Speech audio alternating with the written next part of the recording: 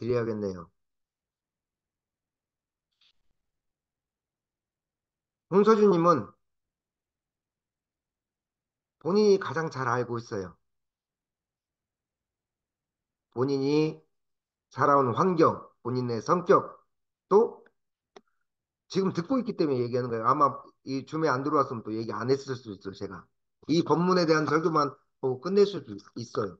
서준님이 듣고 있으니까 이런 말씀도 이렇게 법문에 근거해서 드릴 수 있어요. 본인이 그렇게, 어떻게? 그렇게 한번 살고 싶어서 이 생은 택해온 삶이다.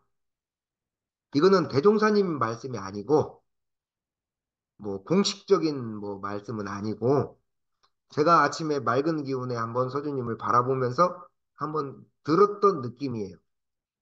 이 사람은, 이 교당의 오빠는 과거 전생에 공부를 하던 분이에요. 제 개인 느낌이에요. 근데, 어, 두 가지 마음이 있었던 것 같아요. 첫 번째 마음은 공부를 하면서 사람이 그런 거 있잖아요. 나한테 늘 같은 일과 인연이 계속 반복된다고 생각해 보세요. 제가 우리 주무님 보고 옛날에 질문했던 거 있잖아요. 아침에 자기 사랑해, 고래 뽀뽀 안아주고 저희 때 와서 또 매일 두 부부가 이렇게 사이좋은 인꼬 부부가 아침 아침에도 행복해, 저녁에도 행복해, 자기도 행복해. 평생 사랑해 행복해만 살 수 없잖아요. 인생이 그렇지가 않다. 서주님은 과거에 공부를 하면서 일상이 늘 같았어. 일상의 삶이 일상은 늘 같으면은 정체되고 늙고 치매가 옵니다. 서주님은 그런 곳에서 한번 또 다른 경험을 한번 해보고 싶었어. 두 번째, 본인이 수행하고 공부했던 거와 달리 세상을 더 속 깊게 경험하고 어떤 싶었던 마음이 있지 않았을까 싶어요. 예를 들어서 서주님이 예수님의 우리가 경지나이지만 예수님이 빛으로만 존재하셨던 때가 있었어요. 근데 예수님께서 문득 빛으로만 존재하다가 어둠을 한번 경험해보고 싶은 거야. 그래서 이제 하나님께서 이건 예화예요, 예화. 하나님께서 후회하지 않겠느냐. 그래서 스스로 예수님이 어둠을 만들어서 세상에 이제 뭐 교회에서 하는 얘기입니다. 강림을 합니다. 근데 예수님이 빛의 삶을 사시다가 예수님이 사셨던 삶은 그 시대는 빛의 세계가 아니잖아요. 약육강식과 어둠의 시대에 있어요. 어둠을 그 사람 일과 인연관계에 수많은 배신과 유다의 배신과 막 그런 어떤 삶의 이런 것들을 겪으면서 그 못에 찔려서 십자가에 매달릴 때 하느님을 향해서 부르짖었을 때 뭐라고 부르짖으셨나요? 예수님께서 아버지 어찌하여 저를 버리시나이까? 어찌하여 저를 버리시나이까? 그렇게 하늘을 향해서 울부짖습니다. 이때 하느님이 뭐라 말씀하셨냐면은 이것이 세상에 빛만이 존재하는 네가 세상의 어둠을 통해서 배우고자 네가 선택한 것이 아니냐라는 그런 비슷한 성경 구절이 나와요. 예, 그런 예수님 같은 성자조차도 세상에 나와서 어둠을 겪을 때 어찌 얼마나 고통스럽겠어요. 그러니까 아버지 어찌하여 저를 버리시니까 사실은 빛, 빛의 성자였던 예수님조차도 어때요? 어둠을 공부하고 경험하기 위해서 세상에 나왔지만 그 어둠의 세계가 너무 힘들었던 거예요. 아마 우리 서주님이 예수님이라는 그런 뜻은 아니에요. 그지만 막상 본인이 선택한 삶의 불곡과 그런 것들이 만만하지는 않았을 것 같아요.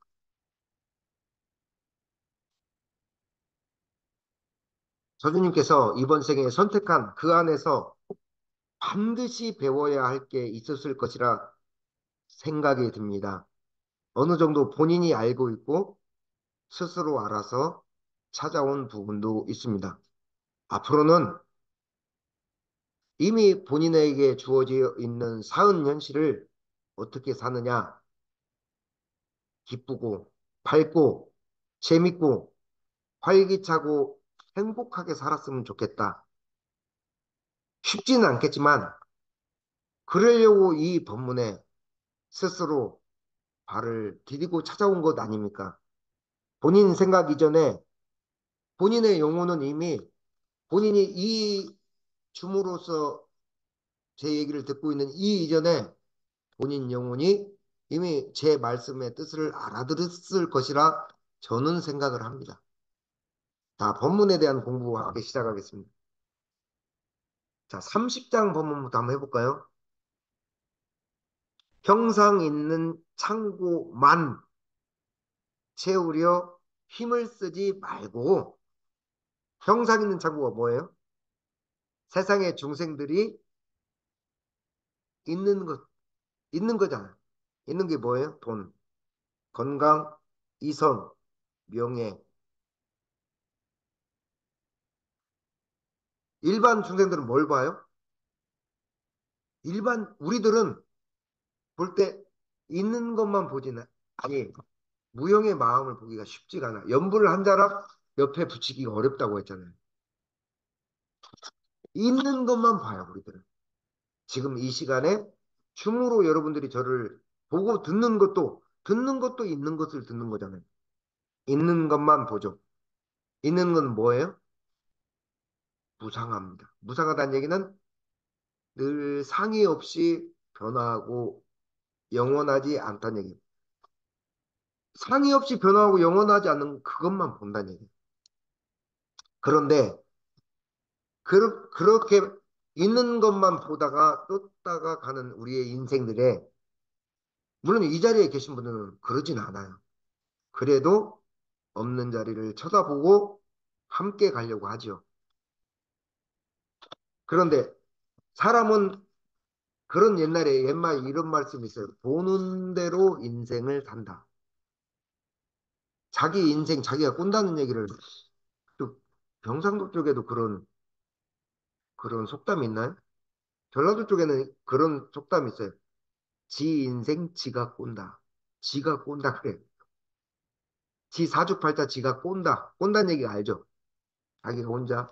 왜? 지가 보는 대로 세상을 보니까. 자기가 보는 대로 인생이 달라져요. 마음 공부를 보면은 부모님이 연불 한 자락을 삶 속에서 거창한 시간에 할 게 아니라 문을 열고 나가는 이 순간에 옆에 붙이라고 하는 그런 걸 보면은 그런 삶이 열려. 세상에 있는 것만 보면은 어때요? 세상에 있는 것들은 평등합니까? 불평등합니까? 세상에 있는 것들은 불평등해요. 눈으로 보이는 것들은 부모님이 가진 것과 제가 가진 것이 달라. 가진 것들만 보면은 평상 있는 것만 보면은 비교하고 원망한 마음이 안 나올 수가 없어. 그렇게 세상이 이루어져 있어요. 세상은 왜 그럴까요? 왜 가진 것이 똑같지 않을까요? 세상 자체는 부회장님이 바라보는 세상이나 제가 지금 여기 서 있는 세상이나 여여하이 그대로 있어. 하지만 부회장님이 가진 사은 현실과 제가 가지고 있는 사은 현실이 다르기 때문에 세상은 차별 세상이에요. 무엇으로 차별 세상이냐? 인과로서 차별 세상이 갈라져요. 저 사람은 왜 나하고 다를까? 저 사람은 왜 저렇게 사는데 나는 이렇게 살을까? 그게 당연한 거란 얘기예요, 세상. 왜? 그 사람의 사은 현실과 나의 현실이 각자가 마음씨를 뿌려서 다르게 살아왔기 때문에 다르게 보니까.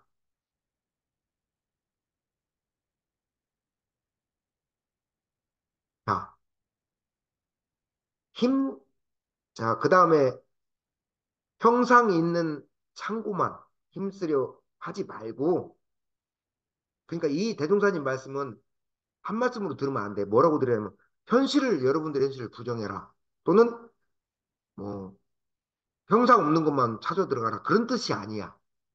그것만 채우지 말고, 형, 무형한, 형상이 없는 여러분들의 마음의 창고를 채우기에 힘을 쓰라 그래요. 채운다는 게 뭘 채워야 돼요? 여러분들의 마음 창고에 채운다. 채우기에 힘써라. 무엇을 채워야 되느냐? 내 마음으로든지 육신으로든지 어느 물질이든지 대중은 삼방면으로 채우라고 하셨어요. 어느 방면으로든지 그게 무엇이 되었든지 마음 창고에 채우기에 힘을 쓰라. 아, 힘을 쓴다는 얘기가 뭘까요? 우리는 두 가지를 하고 살아요. 오늘 어려운 이 천지 기운이 우중충한 이 봄비가 지내고 나면은 이미 산수유와 벚꽃도 올라왔대요. 제가 보니까. 아마 여기가 가장 늦어요. 이 지역이 춥기 때문에. 벚꽃이 피기 시작하면은 산수와 벚꽃 피기 시작하면 개나리 벌써 올라왔어요. 제가 보니까. 망울망울 다 올라왔어요. 예, 그래요. 그러니까 이 천지 기운이 이 비를 지내고 나면은 정말 우후죽순처럼 우후죽순이라는 말은 회장님한테 물어봐요. 우후는 뭐예요? 비 온 뒤에 대나무가 쭉쭉 커가는 것처럼 천지 만물이 다 열어갈 거예요. 이 시기에 여러분들은 어디를 보고 어디로 힘을 쓰고 있습니까? 예를 들어서 어디를 보고 어디로 쓰고 살았느냐에 따라서 그 사람의 인생 방향이 달라져요. 여러분들 만약에 이제 제가 탁구를 좋아합니다.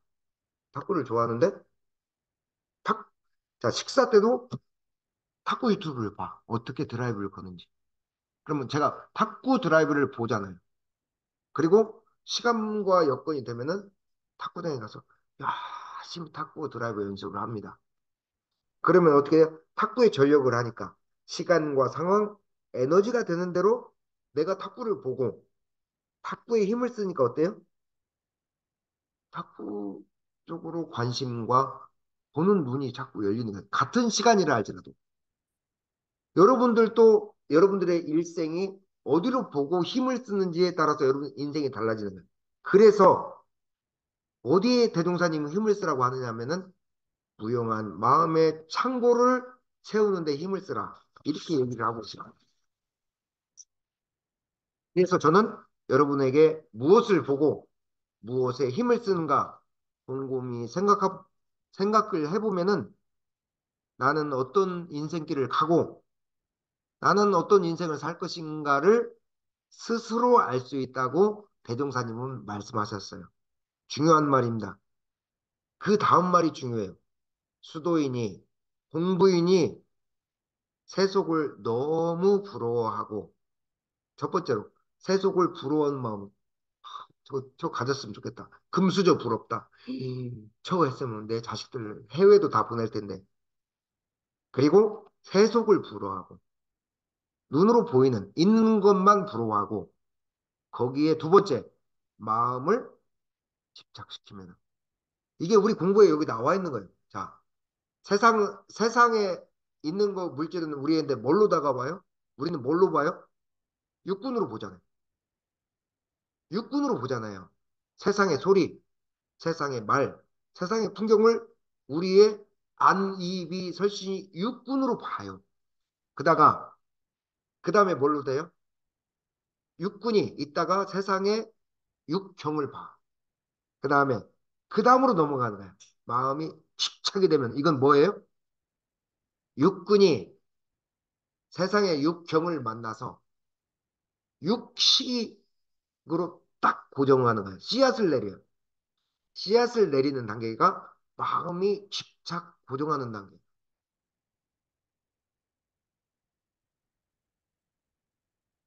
그래서 육식이 씨앗을 내리면은 그때 뭐가 생기느냐? 업식이 생겨요. 그래서 우리가 업은 내면의 업장과 바깥의 업력이 합해서 업이라 하는데 그 업의 씨앗을 뭐라고 하냐면 불가 용어로 업식이라고 하는 거예요. 그래서 세속을 부러워하고 거기에 마음을 집착하는 업의 씨앗을 내리면은 뭐라고 말씀하셨어요? 금방 본문에서 결과로 그것이 종자가 된다. 종자는 뭐예요? 씨앗이 돼서 마음밭에 씨앗이 내려져서 자, 내세에는 내세는 다음 생만 얘기하는 거 아니에요? 지금부터 내가 남은 생도 내세라고 그래요. 그리고 몸을 바꿔서 오는 다음 생도 내세라고 그래요. 자, 내세는 그 세상의 욕망을 일부 이룰 수는 있으나 어느 정도는 이룰 수 있으나 때로는 금전이나 일과 인연을 쫓아다녀도 못 이루는 사람도 있습니다. 지어놓은 게 없으면. 그렇지만 대종사님은 뭐라고 말씀해요? 그쪽으로 보고 힘을 쓰드니까 일부는 이룰 수 있으나 어느 정도는 이룰 수 있으나 자칫하면 요 말이 참 무서워요. 자칫하면은 우리 저기 노대훈 부회장님 운전 잘하시거든요. 부회장님 저기 은탁 저기 중앙님 노대훈 부회장님 차 타면 참 편하지 않아요? 저 사람은 운전이 너무 편해. 아, 여기 주무님은 오히려 저렇게 곱상한 외모에 운전이 우리 저하고 비슷해. 터프해, 막. 우리 주무님 말이야. 아마 주무님 앞에 누가 60km 가면 막 이렇게 위아래로 쳐다볼 거야, 아마. 주무님 툭툭툭툭 갈. 부회장님은 차를 타면 차를 탔는지 안 탔는지 몰라. 그지만 부회장님이 운전을 할 때 운전에 철칙 있죠. 100번 운전하면은 100번 조심해야죠. 그러죠. 100번 운전해도 운전은 한 번도 실수로 하면 안 돼. 100번 운전해도 100번 조심.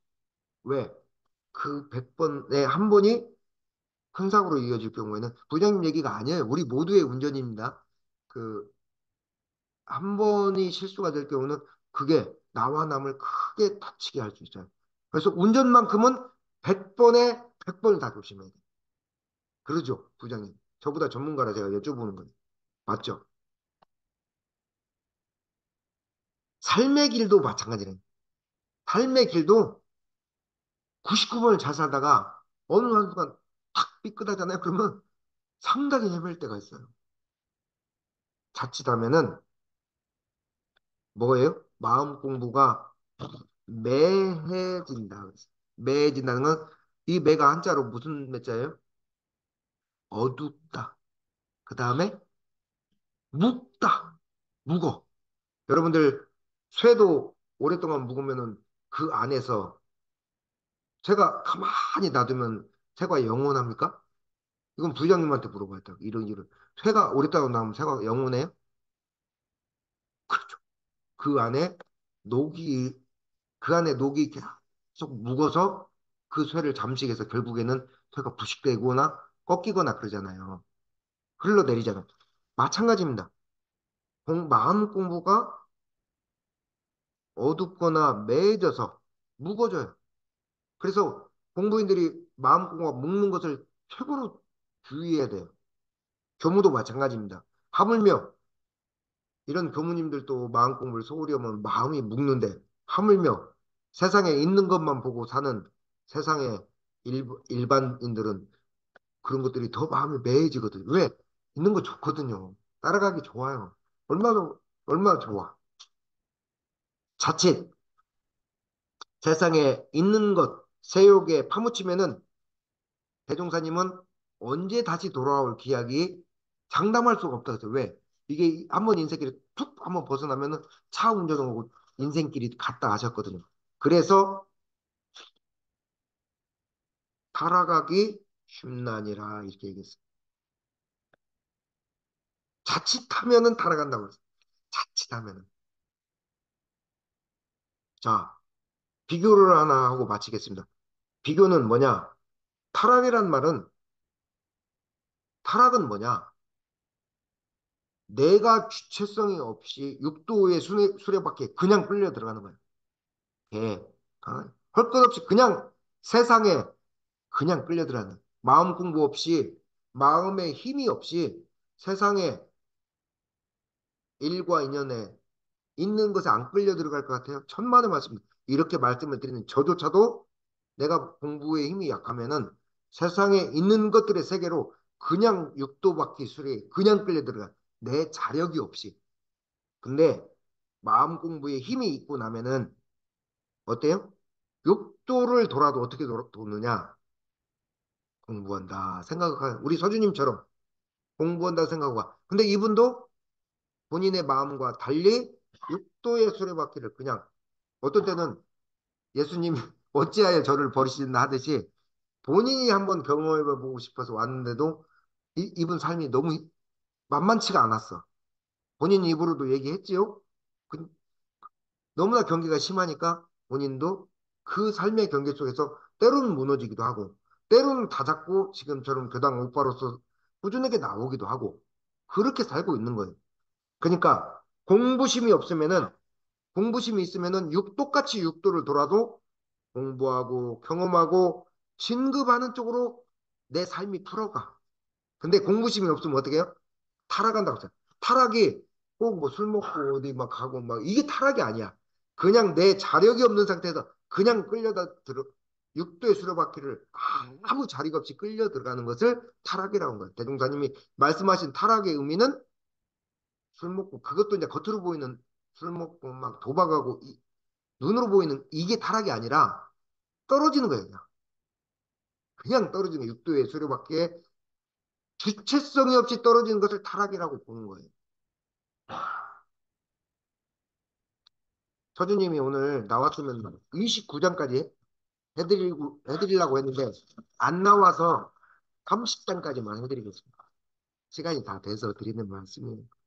자, 그래도 오늘 이게 비단 우리가 서주님한테를 위해서 딱 뽑아냈지만 이게 서주님한테만 해당되는 얘기인가요? 이거는 이 자리에 서 있는 저도 함께 공부하는 우리들도 필요한 얘기들이에요. 자, 오늘 어, 서준님을 위해서 즉석본문을 뽑아냈지만 우리의 형상 없는 마음자리에 그게 무엇이 됐든 어느 방면으로든지 채우기에 힘쓰자. 나는 무엇을 보고 나는 어디에 힘을 쓰고 있는가라는 대종사 무본편 30장 말씀 오늘 한 말씀 올려드렸습니다. 감사합니다.